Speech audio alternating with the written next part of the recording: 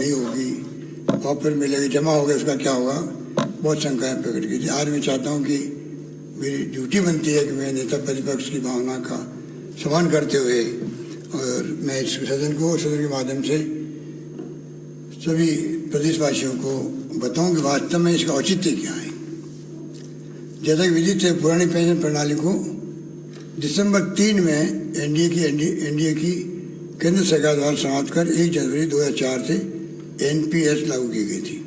इस प्रकार लागू की गई नई पेंशन प्रणाली से कर्मचारी वर्ग एवं उनके परिवार में भविष्य को लेकर इनसिक्योरिटी का भाव पैदा हो गया।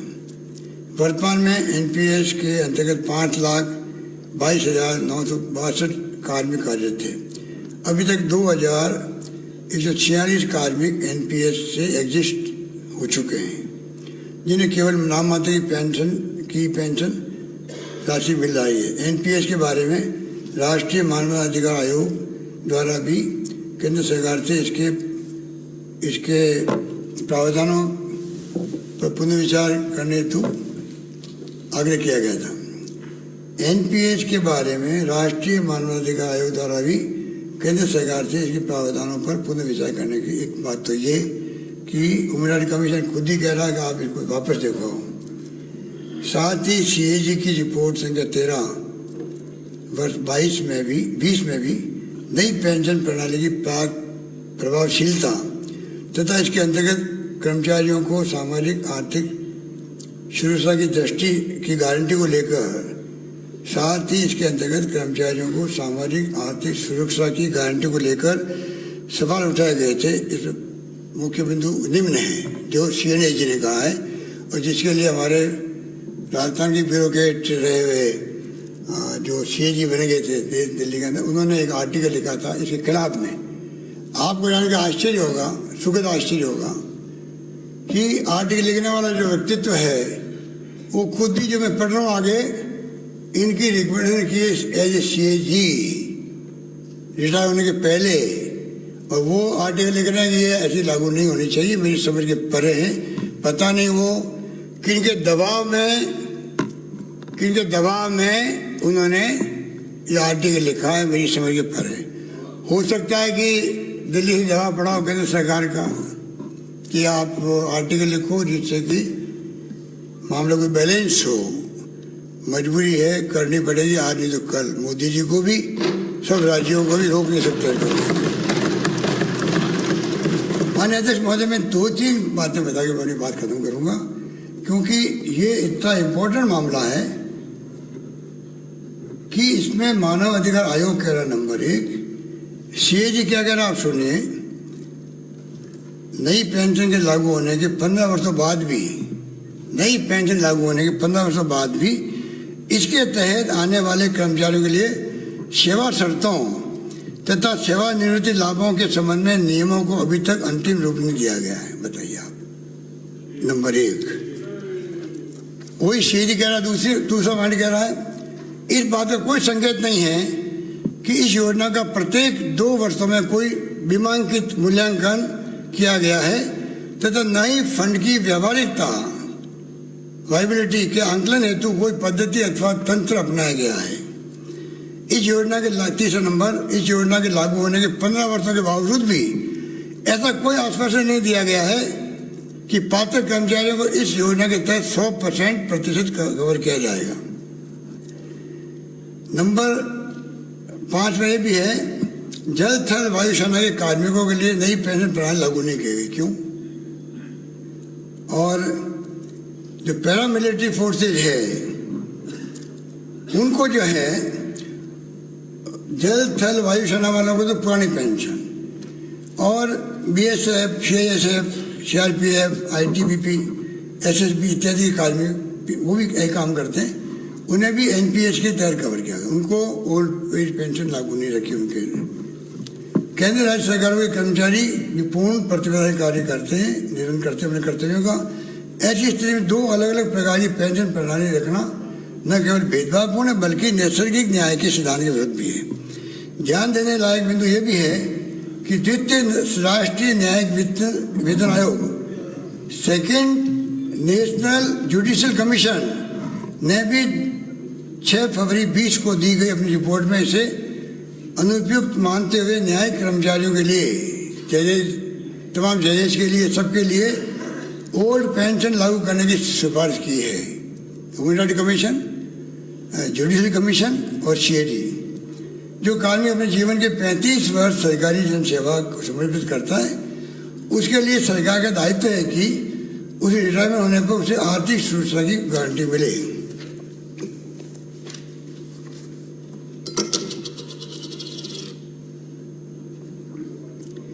यहाँ यह भी स्पष्ट है कि ऐसा प्रावधान करने पर ही कार्मिक अपने सेवा काल में, अगर उसको सिक्योरिटी मिलेगी तो ही कार्मिक अपने सेवा काल में पूर्ण मनोयोग से सुशासन के लिए कटिबद्ध होकर कार्य कर सकेगा। तथा एक महत्वपूर्ण बिंदु यह भी है कि ओपीएस का प्रावधान होने पर सरकारी सेवाओं में प्रतिभाशाली युवाओं का रुझान बढ़ने से सेवाओं की गुणवत्ता बनी रह सकेगी। पुरानी पेंशन प्रणाली के बारे में कहा जाता है कि इससे सरकारों पर वित्तीय भार पड़ेगा। जैसा कि हमारे नेता प्रतिपक्ष महोदय ने कहा कि आपने तो कर दिया, रोएंगे उस वक्त में 2000 पता नहीं कब 38 में रोएंगे, जनता से टैक्स वसूल होगा। इसका मतलब आप ओल्ड एज पेंशन के खिलाफ हो, आप लोग सब बैठे हो, खिलाफ हैं आप लोग। खुल के कहो खिलाफ है हम लोग, खुल के नहीं बोलते आप लोग, खुल के बोल नहीं रहे हो। टैक्स का पैसा जाएगा उस वक्त में किसको जाएगा? ये तो मैनेजमेंट है, बिना केंद्र सरकार के, बिना राज्यों के फिस्कल रेवेन्यू संबंधित पैरामीटर जो है उसके अलावा कोई कर ले ही नहीं सकता है, तो कैसे जाएगा, कैसे आएगा? नंबर 1। नंबर 2, 70 साल तक वो रही है, अब 50 साल तक वो रही होगी, पहले दूसरी स्कीम थी, उसमें कोई पूछेगा देश यहाँ तक पहुँचा है, उसमें कर्मचारियों के भूमिका भी रही होगी, वही अधिकारी, वही कर्मचारी, उन्होंने गवर्नेंस करी है देश के अंदर, वहीं आज देश यहाँ तक पहुँचा है। तो आप ये क्यों मान लेते हो कि उस वक्त में बहुत तकलीफ आएगी? ये तो जितने गहरे में जाओगे, मैं समझता हूँ, दावे के साथ कह सकता हूँ नेता प्रतिपक्ष महोदय, आप भी क्यों, आप भावुक भी हो, कई बार भावुक होते होते आप लोग उछल जाते हो, अलग बात है, आप भी कन्विंस होंगे कि वास्तव में फैसला ठीक किया, ये दावे के साथ कह सकता हूँ। ये मानवीय दृष्टिकोण से किया हमने, सोशल सिक्योरिटी से किया हम लोगों ने फैसला। इतना भयंकर वेलकम हो रहा है इसका, कोई सोच नहीं सकता। आंखों में आंसू आ रहे लोगों के, उनके परिवारों के, बच्चों के, बुजुर्गों को सोच नहीं सकता, रिश्तेदारों के भी, क्योंकि आपने इंश्योर कर दिया, इनको पता नहीं उसका क्या होगा। और पैसा कहाँ लगा? शेयर मार्केट के अंदर। पता नहीं स्कीम किसने बनाई वाजपेयी जी के वक्त में, क्या सोच के बनाई, मेरे समझ के परे हैं। म्यूचुअल फंड, आप बताइए, पता नहीं नीचे जाएगा ऊपर जाएगा, उसके आधार पर उसकी पेंशन तय होगी, उसके उस वक्त में पेंशन होगी। ये पता नहीं कि जो पुरानी पेंशन है वो भी अभी 2050 से लागू रहेगी। जो 2003 में कर्मचारी बने हैं और 2004 में बने 1 जनवरी को, इतना ही फर्क है। जो आज नई पेंशन वाले लोग हैं और उनके अगर पिछले महीने में नौकरी लग गई उसकी, उसको मिलेगी ओल्ड पेंशन मिलेगी। वो रिटायर कब होगा? 2004 वाला होगा, उसके 1 साल पहले होगा। कोई सोच नहीं रहा है। पुरानी पेंशन प्रणाली के बारे में कहा जाता है कि इससे सरकारों में वित्तीय भार पड़ेगा तथा विकास एवं जन कल्याण के कार्य प्रभावित होंगे। यहाँ यह तथ्य समझना जरूरी है कि जब पुरानी पेंशन प्रणाली लागू की गई थी जब पुरानी पेंशन प्रणाली लागू थी तो उस समय भी प्रत्येक क्षेत्र में शानदार प्रगति हुई देश में। पुरानी पेंशन प्रणाली पुनः लागू करने के कारण कोई तरह का विकास और जन कल्याण के कार्य में कटौती कोई प्रस्ताव हमें नहीं करी है। मेरे द्वारा बजट प्रस्तुत करते समय की गई घोषणा के उपरांत हमारे कुछ साथियों ने 1 अप्रैल 22 से कार्मिकों से की जाने वाली कटौती, ये इंपॉर्टेंट पॉइंट है आपके कटारिया साहब, ये आपके पॉइंट का जवाब दे रहा हूँ मैं, ध्यान से सुनना कृपा करके। मेरे द्वारा बजट प्रस्तुत करते समय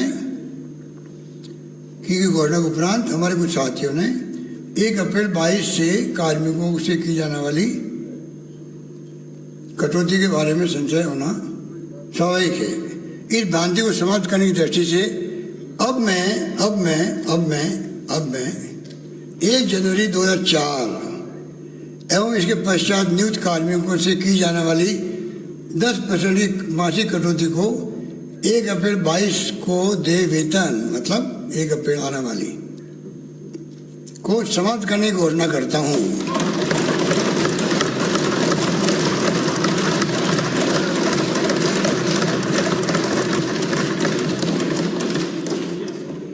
साथ ही कार्मिकों से पूर्ण की जा चुकी कटौती को, उनमें से pensioner medical fund RGHS fund की राशि समायोजित करते हुए कर शेष राशि उनके रिटायरमेंट के समय GPA पर दे इंटरेस्ट रेट के साथ एक मुश्त दौड़ा देना प्रस्तावित करता हूं।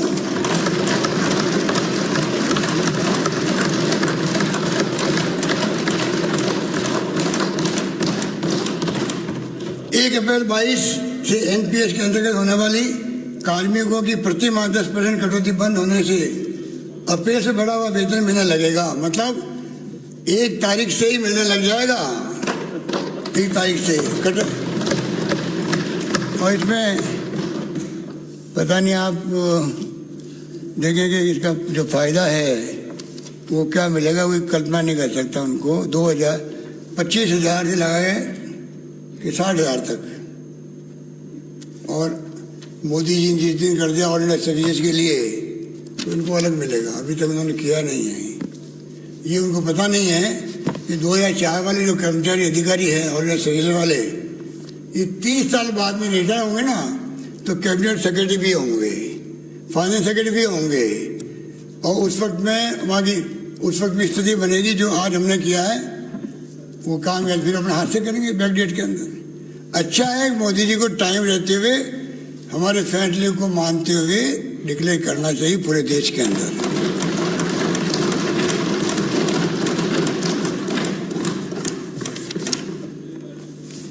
तो अध्यक्ष महोदय, ये वेतन बढ़ोतरी कर्मचारी की वरिष्ठ आधार पर मासिक 2,300 से लेकर 10,000 रुपये से अधिक तक रहेगी।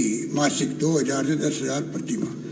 हमारे सभी कार्मिकों को OPS के अंतर्गत लाने के निर्णय के पश्चात मुझे खुशी है कि अब छत्तीसगढ़ ने भी इसे लागू करने की घोषणा कर दी है तथा कई अन्य राज्य भी इस संबंध में परीक्षण कर रहे हैं।